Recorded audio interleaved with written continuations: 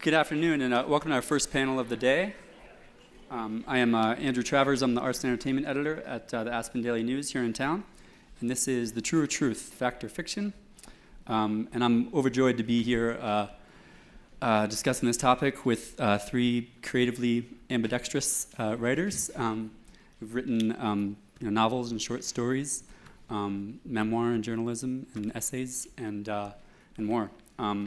So we're going to be talking a bit about those different modes of expression today, and then we'll open things up for questions from you guys toward the end. I'll just do quick intros of you guys. I'll start at the end there. Pam Houston writes fiction, nonfiction, and often something somewhere in between. Her books include the short story collection Cowboys Are My Weakness, the novel Contents May Have Shifted, and the personal essays A Little More About Me. She has said her fiction is approximately 82% true. And her nonfiction is also about 82% true. To her left, David Lipsky, who has straddled the worlds of fiction and nonfiction, with work including the immersive journalism of Absolutely American, 4 years at West Point, and the novel The Art Show. His most recent book is Although Of Course You End Up Becoming Yourself, a road trip with David Foster Wallace. He's an award-winning magazine writer and teaches creative writing at NYU.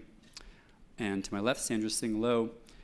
She's put her singular narrative voice to good work in fiction, personal essays, theater, radio commentary, and 5 books, including the novel If You Lived Here, You'd Be Home by Now. She won the Pushcart Prize in 1995 during what she's called her Next Amy Tan days. And she has a new memoir due out in April of next year based on her great essay in The Atlantic, The Bitch Is Back. Her most recent book is Mother on Fire, which is subtitled A True Motherfucking Story About Parenting. How appropriate. So you've all done fiction and nonfiction and done them well.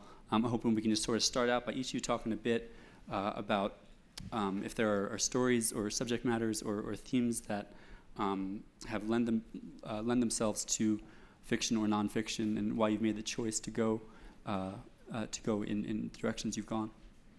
Do you want to go in any order? I don't care. Okay, well, I'll go.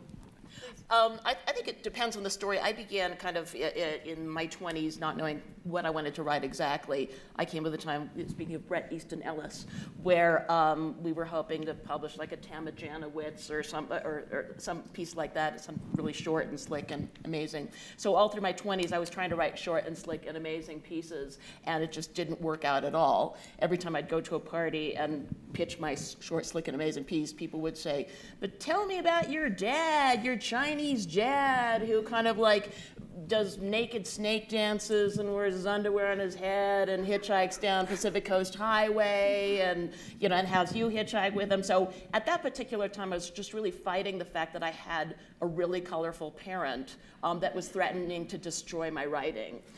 Because I just wasn't as interesting a person then as clearly my father was. And trying to get the voice of writing that, I heard that it took Frank McCourt 15 years to find the voice of Angela's Ashes, because he just kept, then he just started telling the tale straight, and then that was the way to tell that story. So I think I got into sort of memoir and autobiography early because I just had that overwhelming parent, and that was kind of the story that was the most interesting one to tell.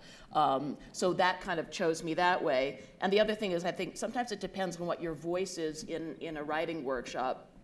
I was in a lot of writing workshops at the time where people were working on beautiful voices and evocative voices, and if you wrote too much in I and said I, people would say, write about someone else. You can't invent a character, write about a clubfoot lesbian from Cambodia in the jungles or something, which I didn't know about that world, so I couldn't write that. And at some point, you just kind of accept the fact that for me, I have that kind of voice, and you may think about it another way, where my monologues come from inside.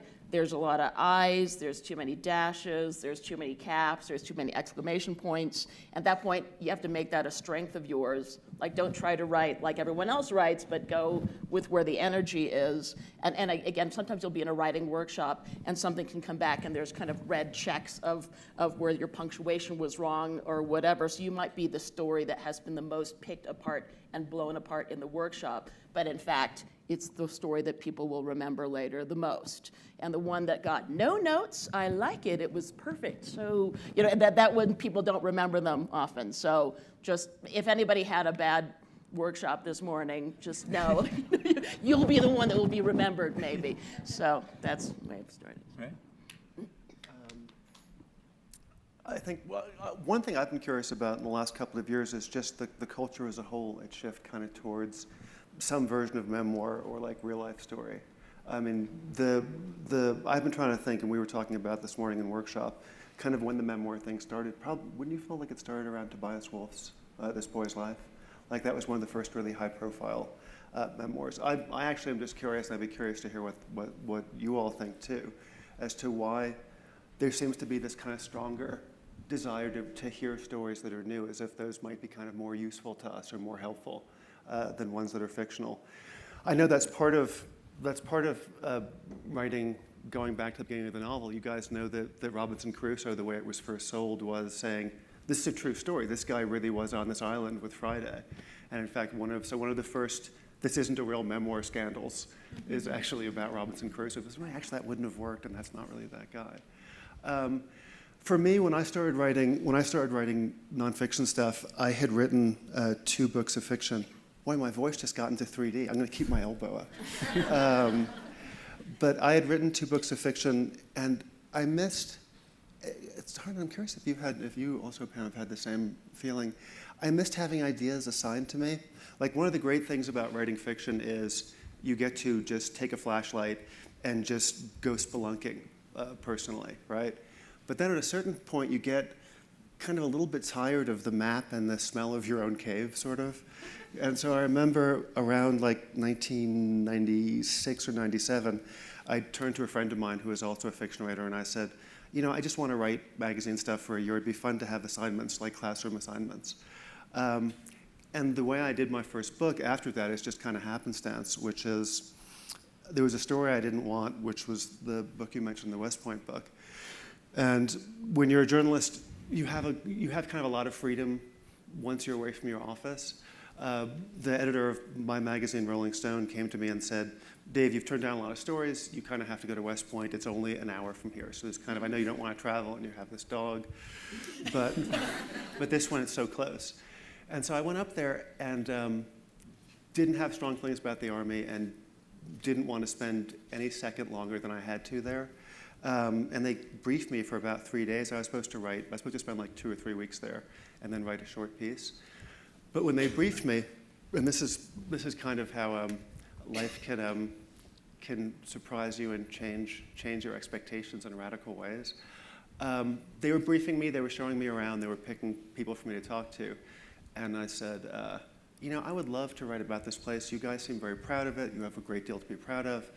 But I really couldn't do it justice if I was just here for 2 or 3 weeks, I know. And the only way I could really do the piece that really would fulfill all the expectations you have for it and it would kind of justify all the pride you have would be not to be here for 2 weeks, but to be here really for 4 years and to live as close as possible for a reporter as if I were one of the cadets. Otherwise, this can't be done. So then I went home, and then about 2 weeks later, I was sitting on my couch, watching some awful reality TV show, probably with like potato chip crumbs around my collar, and the phone rang, and this very crisp military voice said, "The answer is yes." And so then I had to spend 4 years there. Because what could you do, right?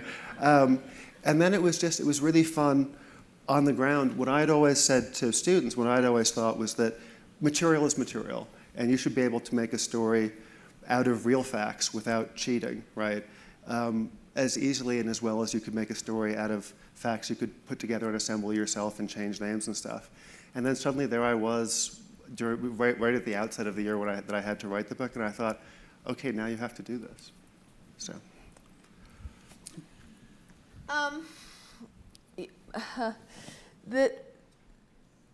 I learned to make work in a really specific way, or I started to make it. I started to be a writer in a very specific way, and the way that I create what I write hasn't really essentially changed over the years.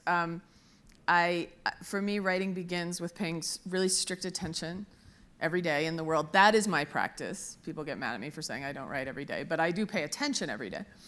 And then I bring those little pieces that I've paid attention to back to the page. And that can be absolutely anything. It can be the way the light's bouncing off the surface of a river, or it can be, I had the good fortune to be at a Tibetan sky burial where 150 vultures ate 4 human bodies in 35 seconds. It can be just anything at all. But I feel like my job as a writer is to go out there and pick up those hunks of stuff and carry them back to the page and convert them into language, whatever they are. As a result, there is a character a lot like me in the middle of a lot of these moments that I am combining to write because I write about the things I bear witness to. And when I was in school, which was a long time ago, there wasn't creative nonfiction. It was fiction or poetry, and if your lines went all the way to the end of the page, you were a fiction writer. And so I always thought that was fiction, like what I did. Like I always thought it was fiction. I never considered it was nonfiction. I mean, there was In Cold Blood, there was In Patagonia. I liked those, but I wasn't a journalist, and I just thought, well, this is called fiction. And then the world got a little weird on this subject, in my opinion. And I have really strong feelings about, the very words creative nonfiction. Well, I go to an accountant called Creative Accounting. and everybody knows what that means, creative accounting.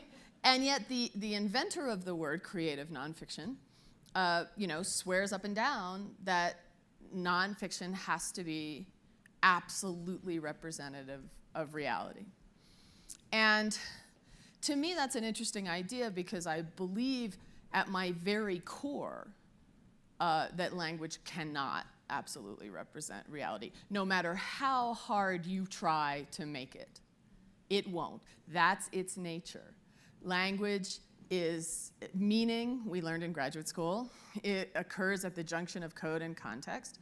Context is always changing. Language won't stand still and mean the way we want it to, which I would argue is why we are in this lifelong, unrequited love affair with it, because it won't stand still for us, no matter how much we want it to. So we're always chasing meaning, and meaning is always shifting. So even if it is a journalist's goal to absolutely represent exactly accurately what happened, he's got a problem by definition because all he's got are words. And so for me, I'm always a little nervous about calling something nonfiction of mine. Partly because I was taught to call it fiction, and even though it was largely autobiographical, almost always.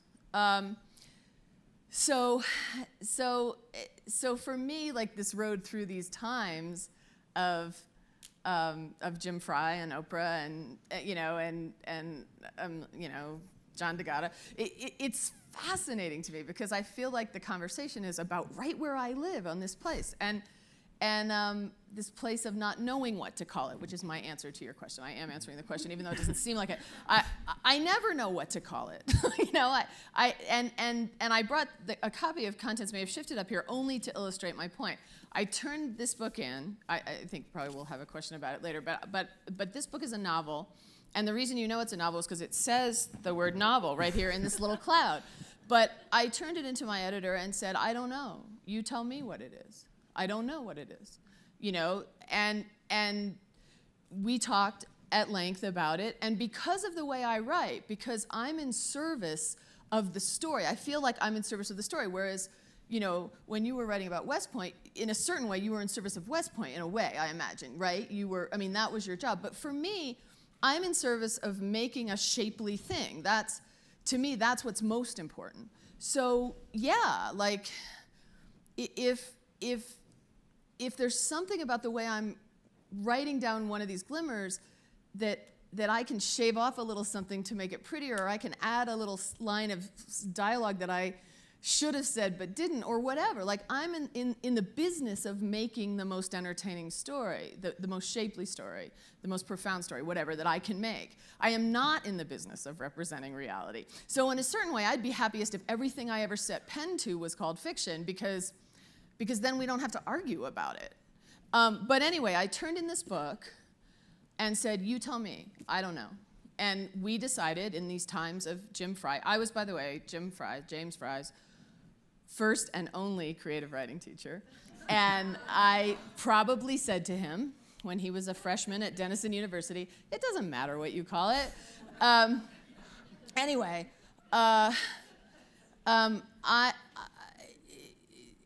we decided to call it fiction because I had done these little shapings and shavings, not to protect myself, not to hide my identity, just to make it a prettier story, to make it a more structurally sound tale, essentially.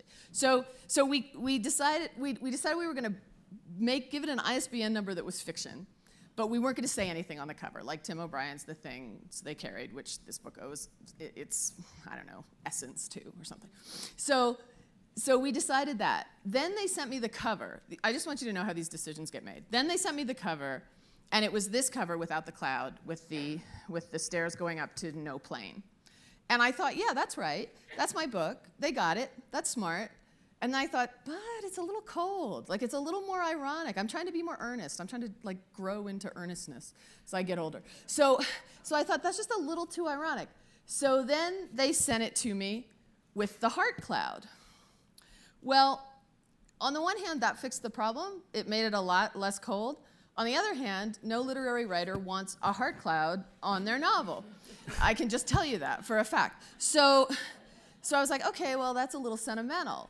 So then we all decided collectively, and when I say all, I include the Norton lawyers, we decided that if we gave the heart cloud a job, it would be less sentimental.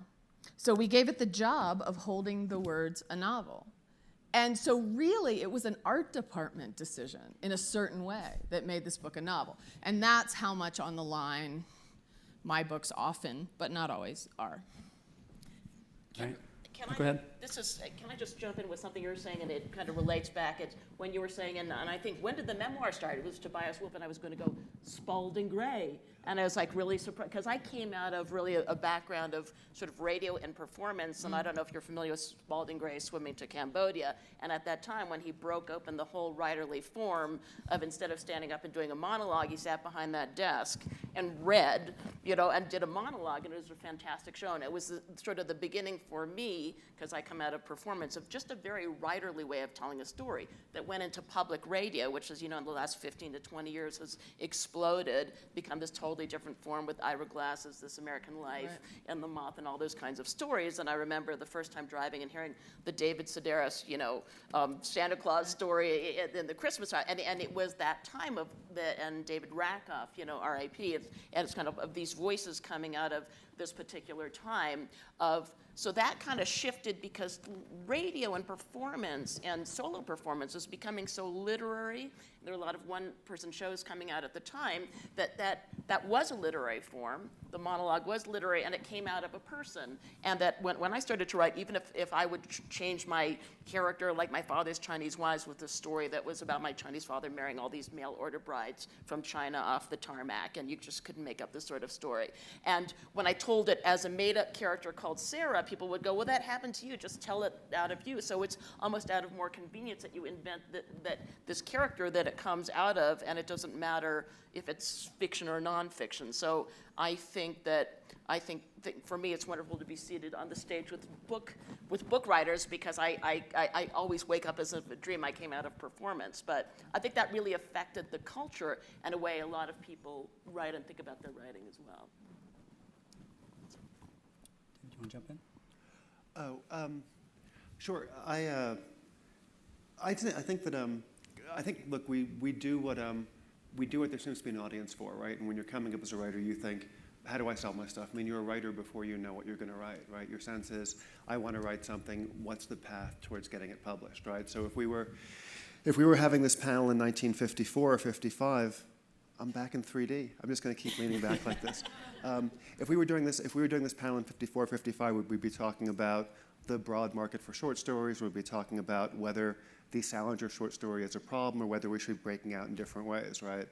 But a young writer coming up now, and by young I just mean before your first book. So a young writer could be 70 years old, right? Louis Begley wrote Wartime Life. It was a nice quasi-real, quasi-non-real story. I think he'd had a full career as a corporate lawyer, and he knew he had this great story of him and his mom surviving World War II.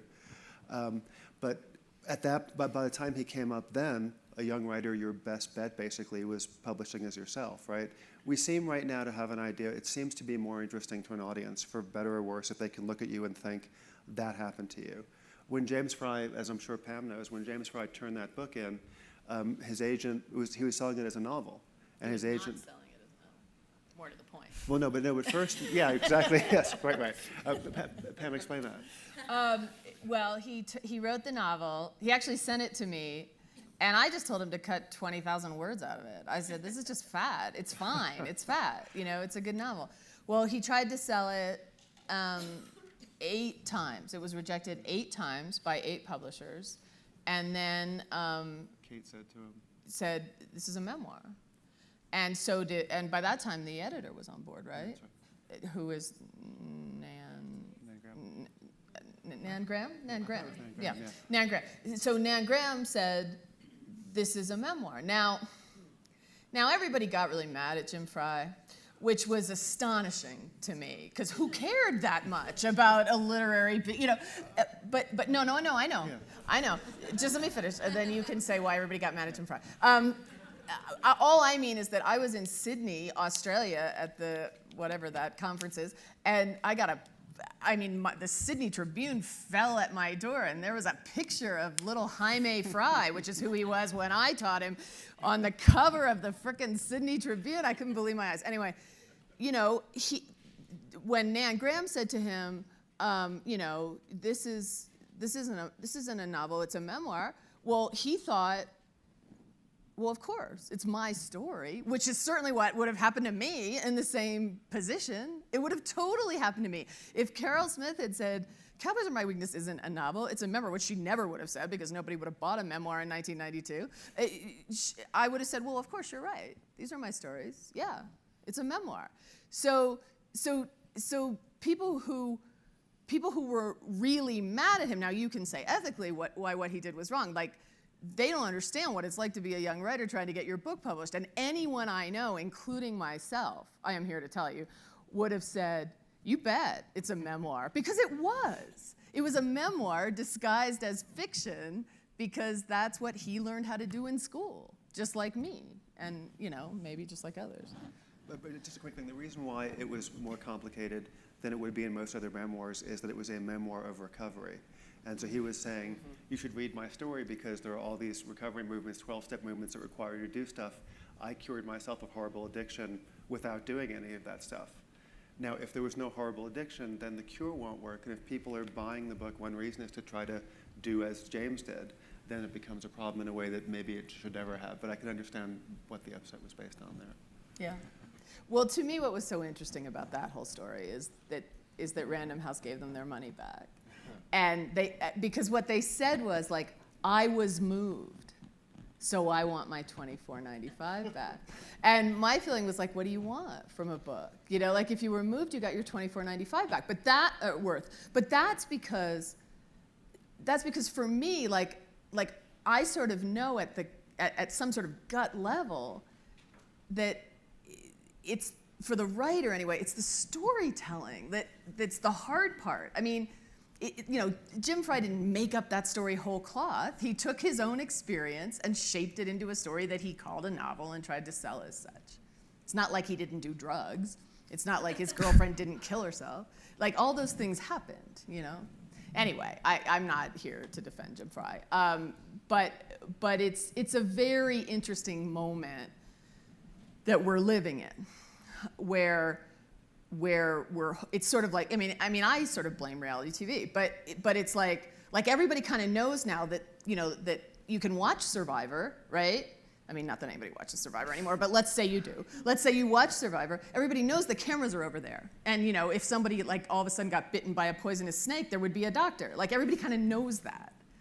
But we're not affording fiction and memoir the same kind of, what is that? Negative capability, right? Yeah, it's Yeah, two different realities in the same and still retain the ability to function. Yeah. Great. I'm sorry, Andrew, go ahead. I'd say, I think there's also a distinction within memoir. I think in that there's a story, I think it was the New Republic a year or two ago, that went and researched David Sedaris' work and found, oh, this stuff isn't really true either, and nobody cares. Why do you think that is? If it's redemptive memoir, if it's a James Fry book, there's this outrage, and then.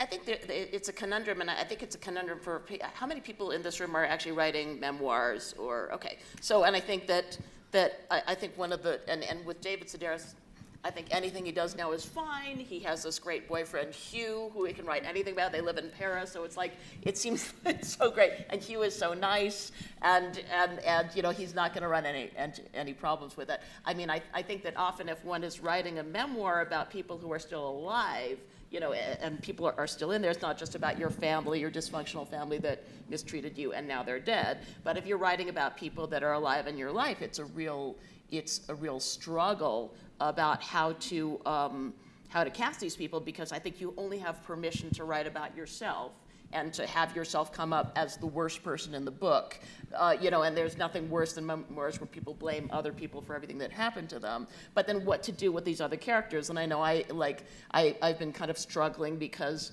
in my first 15 years of books, I was married and I had a great husband. He was part of my family. And then, at 46, I have an affair. I blow up my marriage, and it's like, oh my God, how do I write about this section of people, and how do I write about my ex who did not want to be in this story at all, and just and does not want to continue to be a character in my stuff, and how do you make that? And I think that might be something that people in this room kind of face, but you want to, I think, like Pam says, you want to make a story and a character and the story that is the truth of what you lived without having to expose anybody else's dirty laundry of these other people. So I think fictionalizing, that is kind of a fiction-making art to try and sort of retain yourself as whatever persona you are, while having these really important characters around you, fit them into some sort of rubric that makes sense, and it doesn't get you off the hook, but it sort of makes sense, and you have to be really inventive about these other characters. I don't know. Do you find that? I mean, Yeah. I mean, that's the good thing about calling it fiction, and because nonfiction at this moment in time is so much easier to sell, and because you get so much more money for it, you sort of take the high ground in a certain way by calling it fiction, right? Because you're like, oh, I don't really care about money, I just want the freedom to tell my story. So it's kind of a weird moment, because it used to be just the reverse. So now it's like by calling this fiction, by calling this book fiction, even though it is essentially my story, I was taking less money. I was going to sell fewer books. There was no question about that. That was just understood. So then that did give me a lot of freedom to take the one character who I was worried about offending, and really. No, that wasn't the one. Now that you mention it, Sofri. Sofri is the one I was really worried about. And I could change Sofri is a woman who was named Sophie, and then she moved to Boulder and changed her name to Sofri. And she was the one character in the book that I was really worried about. Not in terms of litigation, just the woman who that is really based on. Anyway, it doesn't matter. That's not important. So I was able to change everything about her backstory, everything about her current life, every single detail. Once I was freed by the word fiction, I was able to adjust her character so that I wasn't worried about. So was she and okay Ethan as well. I mean, by the way. Oh, yes. So no. Ethan as well. Sometimes you find, even if you've changed everything about that character, somebody's still going to get mad. Oh well, and right? also, I mean, I get letters that say, "I can't believe you portrayed me this way. I'm so angry." And not only had I not even thought of this person when I was writing, I had thought of someone else. It's not that I subconsciously imagined this person. I was literally writing about someone else. But But someone out there who was like my 8th grade English teacher or whatever is really mad because he's sure that somehow it was him. So it's a tricky business, protecting people. It's not always how you think. So do you write them a letter back? I mean, how do you deal with that? It depends on the craziness factor of the letter I get. I mean, if it's someone who I really was writing about, I have probably already talked to them in advance. But if it's someone who just out of the blue has a fantasy that, you know, some delusional fantasy, then probably not, no. That's interesting. And David, in the West Point book, you also used composite characters, and no, you didn't. No. Oh. But go on. Mother on Fire, composite characters? Yeah. All of my, I think that is the one book that my husband, that would soon be my ex-husband, and I didn't know it. He was the one that read it. I always had a musician. He's Mike, and a guitar. In A Year in Van Nuys, it was a saxophonist, Ben. My sister has always been named Caitlin, and I've always killed off my middle brother because he's just a really nice guy. And there's no conflict around him, so I've always had a sister. But all of the characters inside were composite characters, except for, I think when you're saying it's kind of like the weirdest stuff is absolutely true, but the driving to the grocery store didn't happen. Right. But I think in that particular book, because public education is so ridiculous, and in Los Angeles, private schools are so ridiculous, the $25,000 a year kindergartens, like the most outrageous stuff is true in that particular book. Right. So. And I guess I was thinking of one thing that came up in your Foster Wallace book, David, where you guys are talking about what fiction can do that that journalism or nonfiction can't do. And I think he was talking about the idea that you can go inside someone else's consciousness, and there's no other form of art that can do that, and calls it leaping over the wall of self. Do you think that nonfiction can do that, or? There's look, I think the reason that people read and write is because other forms of entertainment, they have many more entertainment requirements to meet. Like in a movie, we get anxious if it's not moving, we get restless, right? Television, obviously the same thing. I'm just thinking about the sort of narrative ones, whereas with books, with prose, there seems to be a chance to actually say, this is the weirdness of being a person, this is the weird thing of being me specifically, but this is probably the weirdness of being you too, right? And because the genre rules are looser, there is a chance, if you can make the story move, to actually get at that thing, the disquiet that basically we all feel. Let's say 80% of the day, right? A lot of the day. What David was talking about there, he was saying that's what writing can do for us, that we're locked inside this wall of self, right? And suddenly the moments of liftoff that we feel as writers and that we feel as readers is when we somehow just get over that wall and we see some sense of what the garden and landscape is beyond it. The real difference now seems to be that as Pam was saying, that the market is broader for stories where people could look at you and say, that happened to you, and you're still okay, so whatever stuff happened to me is okay too. Now it also raises odd things. I had always read Sandra, and then I was really, really moved by the story you wrote about your marriage. But then when I met Sandra today, it was like, how do I quite say, yeah, I love that piece where everything got really oddly screwed up for you. Like, it's just, I really didn't know how to say it, right? But the real difference between a finished piece of fiction and a finished piece of nonfiction is that if you're being true to the nonfictional experience, your story is locked in, right? And so the story will have an odd ending that might not actually suit the needs of the characters or the people or the thing that you want to say about those people. When fiction is working really well, you can actually change events that were somewhat true, and you can say, here's actually what my real opinion is, unhampered by the actual facts on the ground, and that's why the experience of reading that can be more satisfying. Well, I also want to say regarding that particular piece and the experience of like reading Pam, because I've been such a fan of yours for a long time, and rereading some of those pieces, I was like, Pam has a ferocity that your characters, they're messed up, they're sometimes making dangerous decisions, but there's kind of a ferocity of who they are, that I never sense there's any fear about admitting anything that your characters are doing. Whereas I came out of a place of wanting to be kind of like, Anna Quindlen, I want to be her. And it's like, it's never worked out because it's like, it's like I was, in this horrible time of my life when my marriage was blown up and I'd had an affair and we moved back home. And it was like, oh no, this is really not my Anna Quindlen character that's happening. And I try to comfort myself by taking lots of candles and plenty of cake to the bathtub and read, and I go, oh my God, she's never done anything wrong in her life. She was drinking at 22 and then thought it was not a good idea, so she quit. It's like, what? And you're still married to the same guy who you love, and you've just got to throw pillows. So I think that if you have, that that great ferocity that Pammy had, of like, I'm just going to write out of it, and these characters this. I think for somebody like me, and it may be other people who write like that, of when you actually are admitting really the deep stuff, it's hard because you don't want anybody in your family or your neighborhood to know just, what you're really thinking in a day. But that's kind of, that's kind of what you're getting at. And so that, again, that may be just an exercise for some people to think about. Well, one of the reasons I always think of it as fiction, no matter, if I get an assignment from a magazine, I do my best, to be truthful. Although I have a story about that, which you might find interesting. But I always, if I'm just writing, as I say, for myself, which is a ridiculous phrase, because we're never writing for ourselves exclusively, but when I'm just exploring new work, I would always think of it as fiction for just the reason you say, David, because my story might turn out way better than the event, like it may complicate it. Like I'm always hoping, I don't ever ask I don't ask myself the question, where's this going or how does it end? Because I want it to be completely possible for that story to do anything.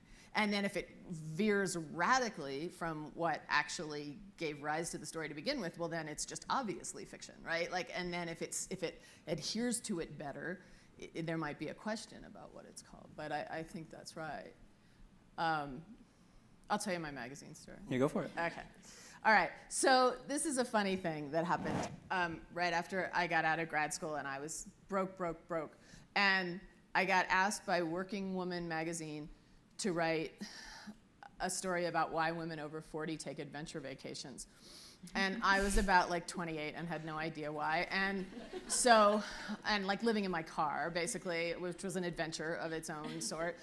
And so I called up, but I needed the money. And I called up 3 women who I knew were CEOs and had climbed Kilimanjaro or whatever. And they said very, very dull and predictable things about why they took adventure vacations, like for the challenge or whatever. And so then I made up 3 other women who said really funny and sort of salacious things about why they took adventure vacations. And I wrote up the article and I turned it in. And now I was right out of grad school, okay? So then a fact checker called me. And I was, I was an asshole right out of grad school. And I was like, you're a what? You actually believe in facts? That's who I was at 28. And so she's like, well, yeah, and we need the names and the phone numbers of the 6 women. And so I gave her the first 3 and hoped she would forget, and she didn't forget. And she said, well, what about Susan and Louise and Karen? And I said, well, I made them up. And there was this pause. And then she said, well, I guess we don't have to call him then, do we? So that was lesson number 1. And then lesson number 2, not long after that, I was sent by Travel and Leisure magazine to the Ardèche region of France. And one of the things they wanted me to do was kayak the Ardèche River. But they sent me in late October, and it was 38 degrees and raining sideways every day. And all of the kayak places were completely boarded up, had been for months. And so I hiked the canyon of the Ardèche instead.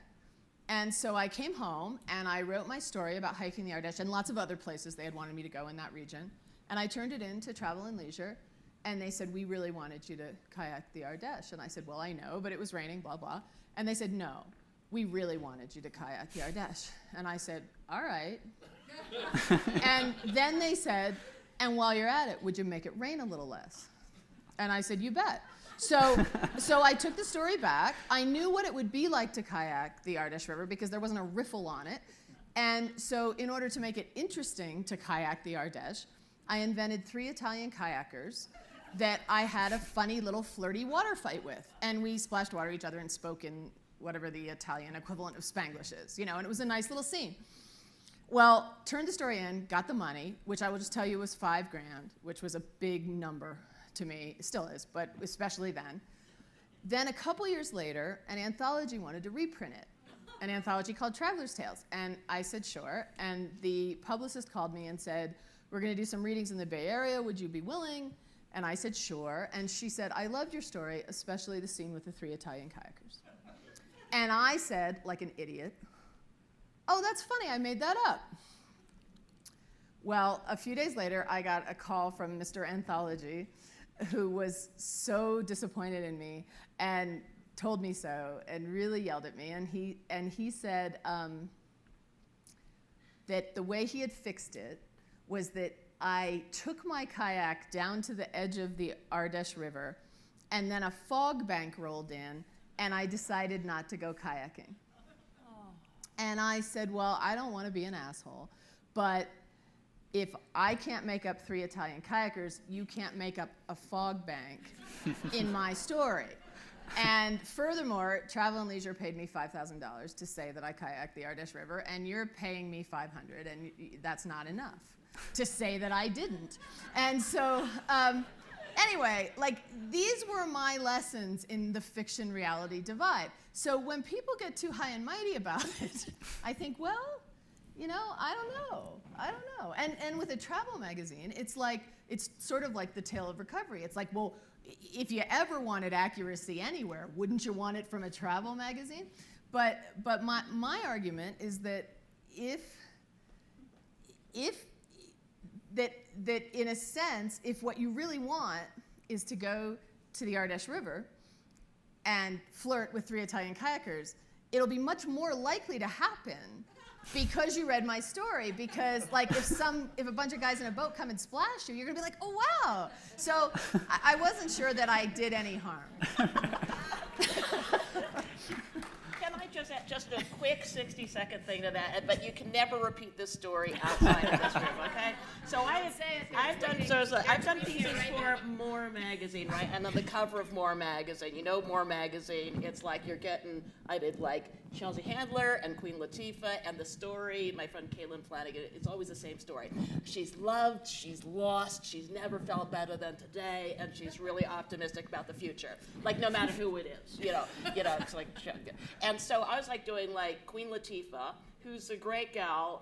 Everybody suspects that she's a lesbian because she's bought property with her lesbian partner, but you're never supposed to ask that. And she also has endorsements from Pizza Hut to Weight Watchers at the same time, right? So I get and she's redone the thing 4 times, very short story, and she gets there to the Chateau Marmont Hotel or something, and she immediately says, can we smoke outside? Can we sit outside because I smoke? And it's lunchtime, and she wants a couple of shots of Silver Patron tequila. And she said, can you not put this in the article? I go, sure. And so what should we say you ate instead? And she said a burrata tomato and basil. So it's kind of indeed, that's what, in the article, it's she's eating, basil, and then she went running, but she was kind of smoking and drinking the whole time. But that's what our culture wants. You don't want More magazine. You don't want her smoking on the cover. That's what I feel good that she's so healthful.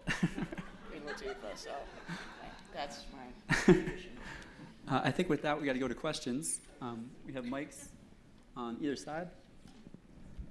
Anybody?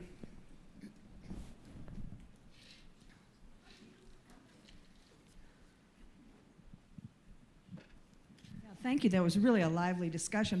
I have a problem in that I'm finishing a first draft and I don't know what to call it either, and maybe you can sort this out.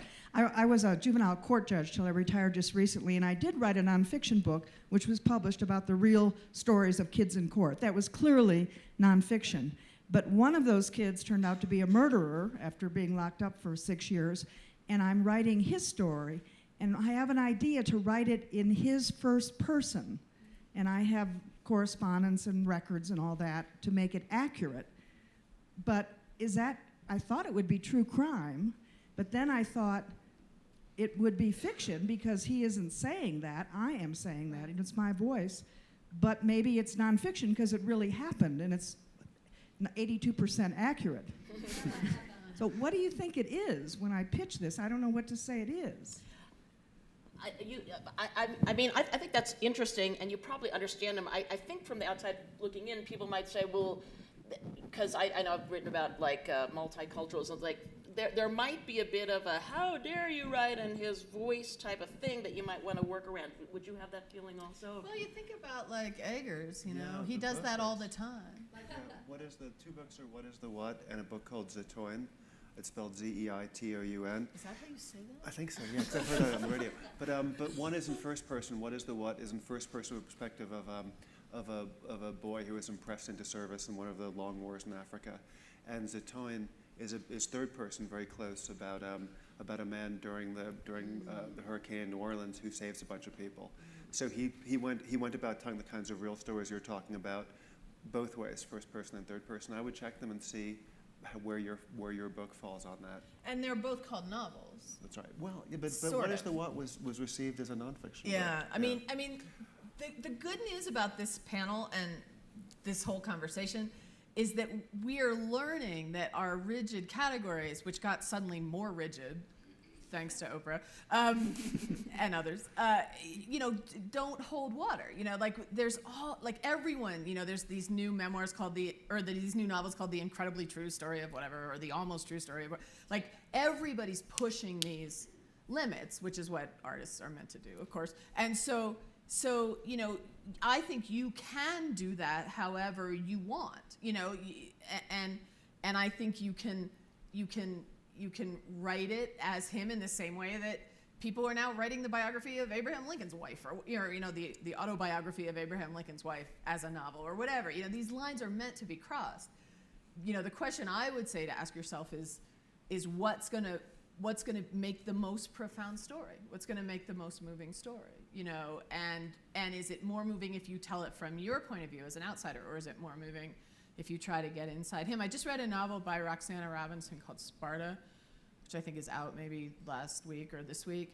And it's close third person of a guy, a kid who went to Iraq and came back with severe PTSD. And man, I mean, I know it sounds really depressing, but it's a wonderful, wonderful novel. And she is so in his head. It's so impressive. And I just loved it. I thought it was just so powerful. So anyway, like, you know, you're allowed to embody someone else. I mean, you want to be careful in the ways that Sandra said, but you're allowed to do that. And I think if you speak as him, it's sort of a novel by definition.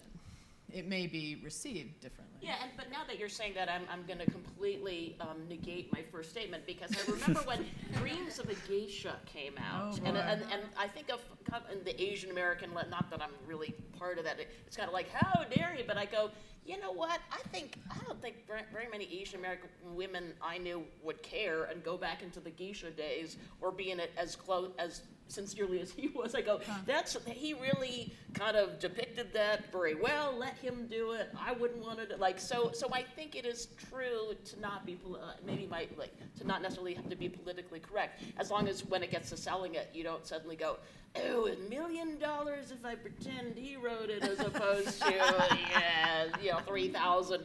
So I think that's the moral decision. If you can live with that, then go with it. Anybody else?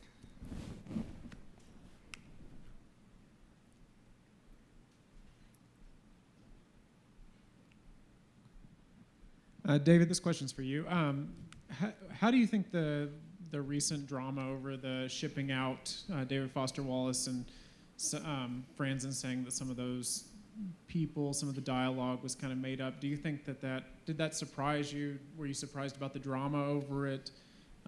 Just anything about how that fits into the conversation? I think sometimes the culture is stuck for topics. You know, it just needs a conversation starter, and so that's a piece. What Graham is talking about is, I think probably the best essay of like the last 20 years, and maybe the best piece of prose from the last 20 years is a short book, but a long essay that David Foster Wallace wrote for Harper's that's incredibly charming, called Shipping Out. It's just about him spending a week, sort of a challenge, right? Can you make a week on a cruise ship fun? Since his death, his friend mental tennis opponent, John Franzen, has said, by the way, some of that stuff wasn't true. I think really it's just, it gave the online publications that needed something for those couple of days, one story, readers' letters, and then some follow-ups. But otherwise, no, I mean, I think even when people, the Boston Phoenix asked David about that in '99, and he said, look, you send a fiction writer to do journalism, you know, there's some fiction's going to leak in there. So. Anybody else? Just wait for the mic, just a sec. I'm in a situation where I'd like to write the story of a young girl who was at 14, tried in a criminal court for a murder she really didn't even know was going to happen, and received a 29-year to life sentence. She's now in prison. And to write this story, which is really compelling, she's really brave. When her parents call, she tells them all these things like, I went to McDonald's last night and I saw this and I saw that. She has this wonderful fantasy life to try to cover her experience. But the question is, the people she was involved with could be dangerous to her. So in writing a nonfiction piece like that, is it legitimate to change the names of the people so that they aren't recognized, but to keep it true and to call it nonfiction? In other words, it could be actually absolutely true, but if you're using certain names that could get her or her family in trouble, that could be a problem. I'll just speak as I think the one of the three of us who's done the most of that kind of nonfiction. That's a standard response. It's the right thing to do. If you feel that it will endanger your subjects, that's the chilly word for that. But if you feel like it'll endanger subjects to use their real names, then you're almost obligated to change their names. But it doesn't make the story any less true.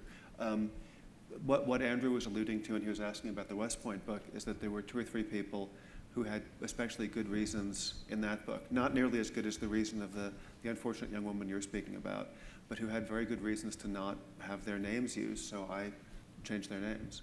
But of course, you'll notice, and sort of keep your eyes on it, you'll notice in certain kinds of magazine stories, particularly about like illegal drug use, you'll find a little asterisk on the first page saying names in this article were changed throughout.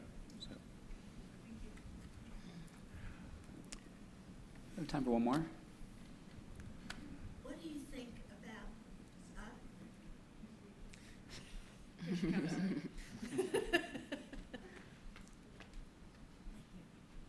What do you think about showing sensitive material about a very good friend before publication in order to smooth the possible reaction, and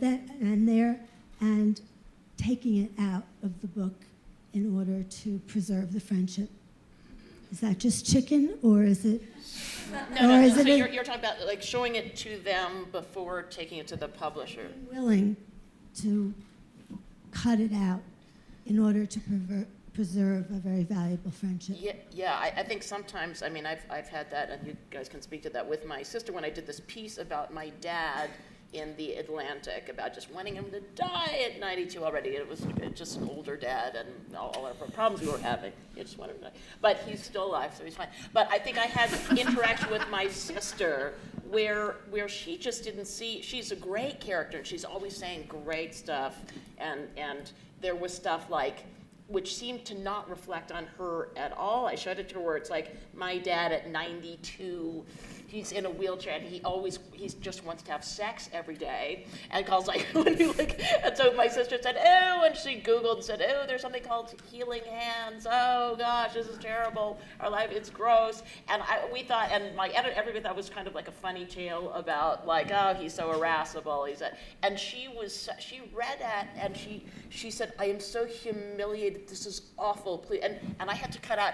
everything that she said about this. And at one point we were arguing about money. In a way, it was some of the best stuff of the piece that I said, you are using all the money for the character caregiver, and you're taking away all my kids' college tuition, and like I feel like I'm a big baby now because you're treating him like a baby. And so in a way, I thought this was kind of one of the best parts of the piece because I looked like an ass and she looked fine, but she did. It was so painful for her. I had to actually cut all of that out. But you have to do that because that's their story. And if your friend has sensitive stuff, that yeah, I think you have to. And there's maybe a way that you can write your own story more compellingly. But I would. So I would. I don't think you ever have to. I don't think you have to do anything. I mean, unless the lawyer makes you, which is a different thing. But in your own self, I think for a certain kind of writer, I am one of these. This is the hardest question because it's not just your friend; it's your mother, it's your father, it's your ex, whatever. In every book I write, this is the hardest thing. And it's about making those decisions. And one decision is whether or not you're going to show them in advance or hope they don't notice. Because believe it or not, there are people who are in so much denial about their own behavior that they will read a book and not see themselves, even though you think it's perfectly obvious. That also happens sometimes. I think it's an absolutely case-by-case decision. I don't think anybody can tell you either whether to show it or whether to take it out. I think there are ways to change characters' identity that will let you leave it in if you feel that the book doesn't make sense if you take it out, which often happens to me. I have grown into this thing I call the compassion read. I do this at the very end, once I've got the manuscript the way I want it, and because part of my work is in humor and the juxtaposition of humor and pathos. So, I say funny things, and they're sometimes at other people's expense, and that's a real thing I've been looking at lately. Like, was it worth it? Was it worth it to say this snarky thing? Well, sometimes the answer is yes, and sometimes the book is more valuable than the friendship, and sometimes it's not. Or sometimes there's a kid involved, or sometimes there's someone who's dying involved, or whatever. So it's a case-by-case decision. I think it's a decision that every writer has to make. I don't think you ever have to take anything out because it's all about who you are, and your work is valuable, and you have to understand that it's valuable, and that it will be valuable because people are flawed, and we connect to people through their flaws, and if you just pretty everything up, you're not really writing. And yet, there are incidences where I feel I have to either just not say it or change the character so radically. And sometimes that can be fun. Sometimes you can get yourself into a whole new character that you didn't even, you're making stuff up and it's pretty good. That can be a fun journey to take someone and really radically change them and invent a character that could do the same work in that position. But I think the only thing to be said about that is that it's a case by case by case by case basis, not only with every person, but with everything you ascribe to that person or everything you describe about that person. It's not an easy answer. I just want to add one little thing. And it's like, I think if it was told to you in confidence, if it's a friend of yours, she's been having a sex problem with her husband, going to therapy, unrolling it, and then tells you that, then is that a good story? Then it's that kind of relationship, because it's the intimacy of your relationship that story has come out. I was thinking recently where I had to go to a funeral of a friend who was bipolar and committed suicide. It was a horrible thing. So I go, well, I don't want to use his case exactly, but my experience is that I went to a funeral of a friend who committed suicide, but I will change every other detail possible. But it's your experience that you've done that, so you get to hold on to that. But if it's their special, unique thing, but I think changing them is really great. And just to add to what Sandra was saying, a lot of writers obviously think about this. I'll just give you 3 quotes. Mrs. Martin Amis in a novel, female character who knows she's being written about. This is basically people don't want, if you're writing a book, they don't want to be left out. And the female character knows she's being written about. She says, look, every woman wants to be the bitch in the book. Yeah. That's from London Fields. Janet Malcolm wrote a whole book about this question. It's actually it's a great fun, it's just a great weekend book. Also, it's a journalist and the murderer, and her first line is on this topic. It's very famous. It's her most famous line. every journalist who isn't too stupid or isn't too full of themselves to know what's going on knows that what they do is morally indefensible. And then Joan Didion's line, which is just the same thing but much clearer, and something everyone in this room should think about, is writers are always selling out somebody. Writers are always selling out somebody. That's a good note to end on. Thanks so much, guys. This has really been a blast.